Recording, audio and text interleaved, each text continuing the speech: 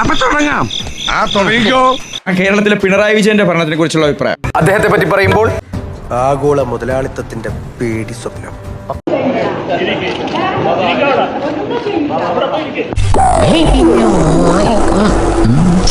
എന്താ ഉറക്കം വരുന്നു.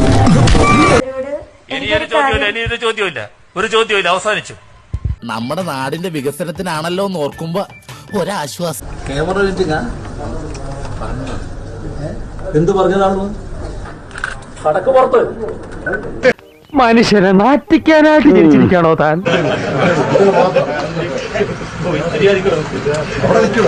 എനിക്കിത് എന്തിന്റെ കേടായിരുന്നു.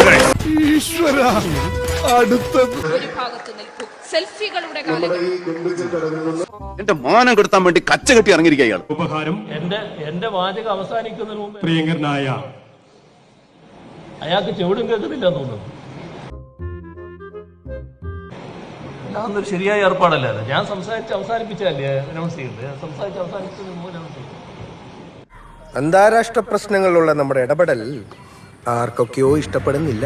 ഈ പരിപാടിയുടെ ഉദ്ഘാടനം നിർവഹിച്ചത് അറിയിച്ചുകൊണ്ട് അവസാനിപ്പിക്കുന്നു. സുഗുണം പോകരുത്. നിങ്ങൾക്ക് എൻ്റെ സ്നേഹാഭിവാദം.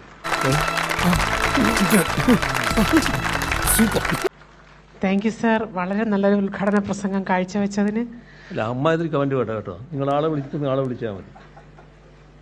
സാറേ, ആ സമയത്ത് മാസിലങ്ങ് ആയിപ്പോയാണ് സാറേ. അങ്ങനെയൊക്കെ കേരളത്തിന്റെ ആവശ്യം വളരെ കൂടുതലാണ്. അത് വീട്ടിൽ പോയി ചോദിച്ചാൽ മതി.